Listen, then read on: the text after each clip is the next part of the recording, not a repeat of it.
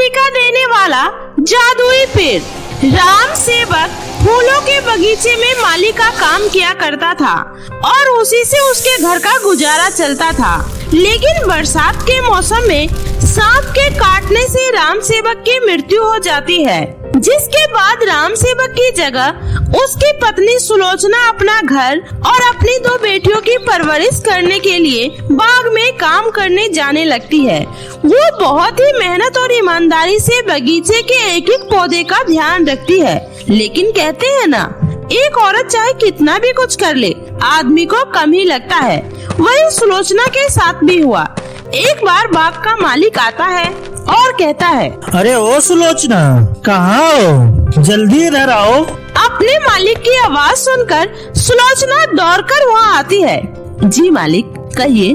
तू ये बता, सारे फूल मुरझाए क्यों हैं? तू ये कैसे देखभाल कर रही है? तुझे अच्छे से पता है ना, मुझे अपना बगीचा हमेशा खिला खिला पसंद है। मेरे बगीचे का एक भी फूल मुरझाए, ये मुझे बिल्कुल भी पसंद नहीं है। मालिक, अभी पतझड़ का मौसम चल रहा है, इसलिए सारे पेड़ के पत्ते और फूल झड़ रहे हैं। बसंत आते ही सब फिर से हरे भरे हो जाएंगे। ये सब तो कुदरत का करिश्मा है, सब उन्हीं के हाथों में है मालिक। अच्छा, जब ऊपर वाले के हाथ में ही सब कुछ है ना, तो फिर तू किस लिए मुक्त की पगार ले रही है? देख सुलोचना, मुझे लगता है तुम्हें अभी बागवानी के बारे में कुछ भी नहीं पता है, इसलिए मैंने तुम्हारी जगह पर नए माली को रखा है। अब से तुम्हें काम पर आने की कोई जरूरत नहीं है। ऐसा गजब मत करिए मालिक, हमारे घर में 2 मेरी छोटी छोटी बेटियां हैं। आखिर आपने मुझे काम से निकाल दिया तो मैं कहाँ जाऊंगी, क्या करूंगी? एक आपका ही तो सहारा है मालिक। देख, मैं यहाँ सहारा देने का कोई ठेका नहीं ले रखा हूँ, और अब जा यहाँ से, मेरा समय मत खराब कर। सुलोचना निराश मन से वहाँ से घर जा रही होती है। तभी उसे रास्ते में एक पौधा दिखाई देता है। अरे, न जाने किस इस पौधे को उखाड़ फेंका है। इस पौधे में तो अभी भी जान बाकी है। मैं इस पौधे को अपने घर ले जाती हूँ, इसे अपने आंगन में ही लगा दूंगी। सुलोचना उस पौधे को अपने आंगन में लगा देती है और उस पे रोज पानी डालती है। कुछ ही दिनों में वो पौधा बड़ा हो जाता है। अरे दीदी, ये देखो, माँ का लगाया हुआ पौधा कैसे तनकर बड़ा हो गया। ये बहुत जल्दी हमें मीठा मीठा फल भी देगा। हाँ छोटी, सही कह रही हो, बस कुछ दिनों की बात है, उसके बाद सब ठीक हो जाएगा। दीदी, पर मुझे तो अभी भूख लग रही है। 2 दिन हो गए, माँ ने कुछ भी खाने के लिए नहीं बनाया। दीदी, मुझे कुछ खाने को दो ना। छोटी, आज माँ काम ढूंढने गई है, वो जरूर आज हम लोगों के लिए कुछ लेकर आएगी। तब तक तुम ये पानी पी लो। इधर सुलोचना गांव के हर घर में जाकर काम मांगती है, लेकिन कोई भी उसे काम पर नहीं रखता है। तभी सुलोचना थकी हारी, भूखी प्यासी, बदहवास, दुखी मन से घर आ रही होती है। तभी उसे सामने से गाड़ी आते हुए भी नहीं दिखाई देता है और उसका एक्सीडेंट हो जाता है, जिसमें सुलोचना की जान तो बच जाती है, लेकिन वो हमेशा के लिए अपाहिज हो जाती है। ये सब देखकर सुलोचना की बड़ी बेटी पिंकी सोचती है, अब मुझे ही माँ और अपनी छोटी बहन के लिए कुछ करना होगा। मैं इस हाल में अपनी माँ और बहन को नहीं देख सकती। मुझे माफ कर दे बेटी, मैं तुम दोनों का ख्याल नहीं रख पाई। मुझ जैसी माँ को तो मर जाना चाहिए। माँ, ऐसा मत कहिए, आखिर एक आपके सिवा हमारा इस दुनिया में है ही कौन। आप चिंता मत करिए माँ, मैं सब ठीक कर दूंगी। इतना बोलकर पिंकी काम की तलाश में निकल जाती है। पिंकी की मजबूरी पर तरस खाकर एक सुनार अपने यहाँ पिंकी को साफ सफाई का काम दे देता है और उसी से किसी तरह से उनके घर का गुजारा चलने लगता है। ऐसे ही समय बीत रहा होता है, लेकिन उन दोनों बहनों ने अभी भी उस पेड़ पर पानी देना नहीं छोड़ा। एक दिन पिंकी का सेठ पिंकी से कहता है, पिंकी बेटी, अब हम लोग यहाँ से शहर में शिफ्ट हो रहे हैं। गांव में रहकर हमारी कुछ ज्यादा कमाई नहीं हो रही, इसलिए बेटी तुम अपने लिए कोई और काम ढूंढ लो। ये सुनकर पिंकी दुखी मन से घर आ जाती है। तभी पिंकी घर के बाहर आंगन में उसी पेड़ के नीचे बैठकर रो रही होती है। हे भगवान, अब क्या होगा? अब मैं क्या करूँगी? कैसे मैं अपनी बीमार माँ के लिए दवाई लाऊंगी और कैसे छोटी को खाना खिलाऊंगी? अब मैं क्या करूँगी? मुझे तो कुछ भी समझ में नहीं आ रहा है। पिंकी बहुत परेशान थी, उसे कुछ भी समझ में नहीं आ रहा था और यही सब सोचकर उसे नींद भी नहीं आ रही थी और वो रात में अपने बिस्तर से उठकर उस पेड़ के नीचे बैठकर रो रही थी। हे भगवान, क्या हम गरीबों का जीने का कोई हक नहीं? अगर ऐसा है भगवान जी, तो आप गरीब को बनाते ही क्यों हो? इस जालिम दुनिया में कोई हम पर तरस खाने वाला नहीं है। हमारी मदद करो भगवान। पिंकी ये सब बोलकर रो रही थी। तभी जैसे ही पिंकी की आंखों का आंसू जमीन पर गिरता है, वो पेड़ पूरी तरह से चमक उठता है और उस पेड़ से खूब सारे सोने के मांग टीके गिरने लगते हैं। अरे ये क्या? ये इतनी रोशनी कहाँ से आ रही है? और ये मांग टीका कहाँ से गिर रहा है? घबराओ नहीं पिंकी, ये मैं हूँ, जादुई मांग टीके का पेड़। तुमने और तुम्हारे घर वालों ने काफी सालों से मेरी सेवा की है, लेकिन तब तक मैं तुम्हारी मदद नहीं कर सकता था जब तक कोई सच्चा इंसान का दर्द भरा आंसू मेरे पेड़ों की छाया में गिर नहीं जाता। आज तुम जब अपना दर्द बयां कर रही थी और रो रही थी, तभी मेरी जादुई शक्ति जागृत हो चुकी। दुख का घड़ी अब खत्म हुआ बेटी। इस जादुई मांग टीकों को लेकर इसे बाजार में बेचकर अपनी गरीबी को दूर करो। जाओ बेटी। उसके बाद पिंकी उस जादुई पेड़ का धन्यवाद कर सारे जादुई मांग टीकों को लेकर बाजार में बेच आती है और उससे मिले पैसों से सबसे पहले अपने घर की जरूरतों का सारा सामान खरीदती है और फिर अपनी माँ का अच्छे से इलाज कराती है। कुछ ही महीनों के इलाज के बाद सुलोचना का पैर बिल्कुल ठीक हो जाता है और वो चलने लगती है, जिसके बाद तीनों माँ बेटी मिलकर उस जादुई पेड़ का धन्यवाद करती है। हे जादुई मांग टीके का पेड़, आपका बहुत बहुत धन्यवाद। आज आपकी वजह से हमारी जिंदगी पूरी तरह से बदल पाई है। जिस तरह आपने हम मजबूर बेसहारा को सहारा दिया है, हम भी उसी तरह अपने जैसे और भी गरीब लोगों की मदद करेंगे। उसके बाद सुलोचना और पिंकी मिलकर गरीब और बेसहारा लोगों की मदद करने लगती है। ऐसे ही दिन बीत रहा था। उसी गांव में सुखिया नाम की एक महिला रहती थी। जब वो सुलोचना और उसके परिवार को इतना भरा पूरा देखती है तो आश्चर्यचकित रह जाती है। अरे ये बिंधवा लंगड़ी सुलोचना एकदम से ऐसे अमीर कैसे हो गई? कल तक तो इसके पास खुद के खाने के लाले पड़ते थे और आज ये गरीबों में खाना बांट रही है। जरूर इसके हाथ कोई बहुत बड़ा खजाना लगा है, मुझे पता लगाना पड़ेगा। उसके बाद वो सुलोचना और उसकी बेटियों के ऊपर नजर रखने लगती है। अच्छा, तो ये बात है। ये दोनों माँ बेटी हर रोज सुनार की दुकान पर जाकर सोना बेचती है, लेकिन ये इतना सारा सोना लाती कहाँ से है? मैं इस बात का भी पता लगा कर रहूंगी। उसके बाद जब रात में सुलोचना और पिंकी जादुई पेड़ को जैसे ही छूकर कुछ बोलती है, वैसे ही वो साधारण सा दिखने वाला पेड़ एकदम से चमक उठता है और उसके ऊपर खूब सारे मांग टीके लगा होता है। अच्छा, तो ये है इसकी अमीरी का राज।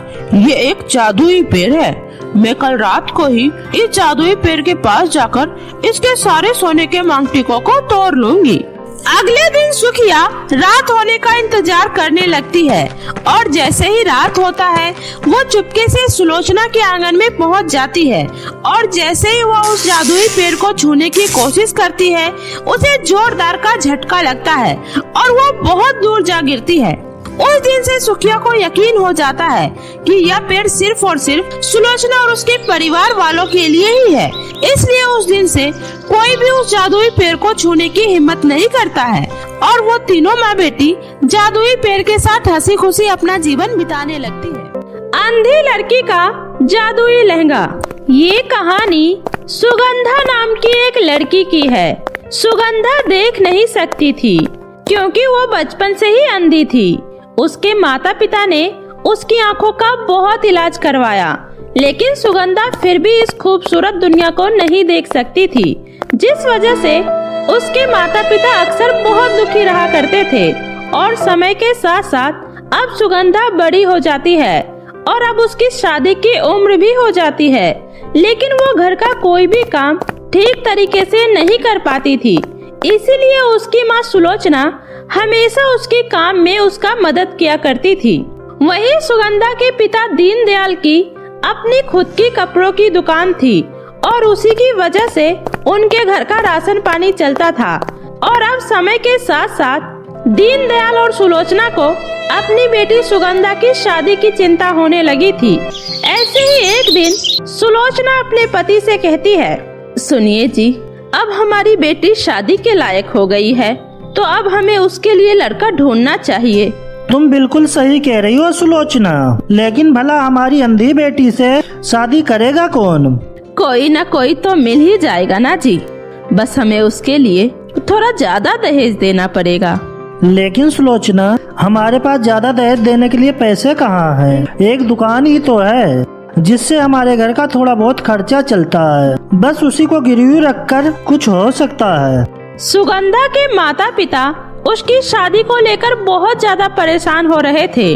उसी समय सुगंधा वहाँ पर आती है और कहती है, माँ, पिताजी, आप लोग मेरे लिए बिल्कुल भी परेशान मत होइए और मेरी शादी के लिए दुकान गिरवी रखने के बारे में तो बिल्कुल भी मत सोचिए। लेकिन बेटा, तुम्हारी शादी करने के लिए हमें पैसों का इंतजाम तो कहीं ना कहीं से तो करना ही होगा ना, इसलिए अब तुम इन सब की चिंता मत करो, हम हैं ना। ऐसे ही अगले दिन दीनदयाल अपनी दुकान को गिरवी रखकर अपनी बेटी के लिए रिश्ता ढूंढना शुरू कर देता है। तभी एक दिन रंजित नाम का एक लड़का अपनी माँ रीता के साथ सुगंधा को देखने उसके घर आता है। तभी सुगंधा तैयार होकर वहाँ पर आती है और ज्यादा दहेज मिलने के लालच में रंजित का परिवार शादी के लिए हाँ कर देता है। और ऐसे ही कुछ दिनों बाद रंजित और सुगंधा की शादी हो जाती है और सुगंधा खुशी खुशी अपने ससुराल चली जाती है। लेकिन ससुराल पहुँचते ही सुगंधा की जिंदगी तो जैसे नरक हो जाती है, क्योंकि उसके ससुराल में उसकी सास और उसकी ननद चारू उसके साथ बहुत बुरा व्यवहार करती है और उससे घर का सारा काम करवाना शुरू कर देती है। ऐसे ही आज भी। अरे ओ महारानी, यहाँ सोफे पर बैठे बैठे आराम करना बंद कर। हम तुझे यहाँ आराम फरमाने के लिए नहीं लेकर आए हैं, इसलिए जा और किचन में रखे सारे गंदे बर्तन साफ कर, क्योंकि मैंने काम वाली बाई को आज ही निकाल दिया है। अब से घर का सारा काम तू करेगी। लेकिन माँ जी, मैं घर का सारा काम कैसे कर सकती हूँ? मुझे तो कुछ दिखाई भी नहीं देता है। अरे तुझे दिखाई नहीं देता तो मैं क्या करूँ? ससुराल में तो हर किसी को काम करना पड़ता है, फिर चाहे वो अंधी हो या फिर लंगड़ी। उसी समय वहाँ पर सुगंधा की नंद चारू आती है और कहती है, और नहीं तो क्या भाभी, ये तुम्हारा ससुराल है, मायका नहीं, जो तुम यहाँ पर आराम से बैठकर रोटियाँ तोड़ोगी। इसलिए यहाँ रहना है तो काम तो करना ही पड़ेगा। चारू, मुझे भी कोई शौक नहीं है बैठने का, लेकिन ऊपर वालों ने मुझे बनाया ही ऐसा है कि मैं कुछ करना भी चाहूँ तो वो मैं नहीं कर सकती हूँ, क्योंकि मैं कुछ देख ही नहीं सकती। सुगंधा की ये बात सुनकर उसकी सास रीता को बहुत ही गुस्सा आता है और वो कहती है, तेरी इतनी हिम्मत, तू मेरी बेटी से जबान लड़ा रही है? अरे अंधी औरत, चुपचाप खड़ी हो और घर का सारा काम कर, वरना आज तुझे पूरे दिन खाना नहीं मिलेगा। अपनी सास की ऐसी कड़वी बातें सुनकर सुगंधा को बहुत बुरा लगता है, इसलिए वो चुपचाप उठकर रसोई में जाती है और गंदे बर्तन साफ करने लगती है। लेकिन उसे कुछ दिखाई ही नहीं दे रहा होता है, जिस वजह से कांच की कुछ कपें नीचे गिरकर टूट जाती है और टूटने की आवाज सुनकर रीता जल्दी से रसोई में आती है और कहती है, हे भगवान, इस अंधी ने तो इतने महंगे मेरे कॉफी के कप तोड़ दिए। अरे अब इसका पैसा क्या तेरा बाप भरेगा? अपनी सास की ऐसी बातें सुनकर सुगंधा बहुत घबरा जाती है और कहती है, मुझे माफ कर दीजिए माँ जी, मैंने ये सब जानबूझकर नहीं किया।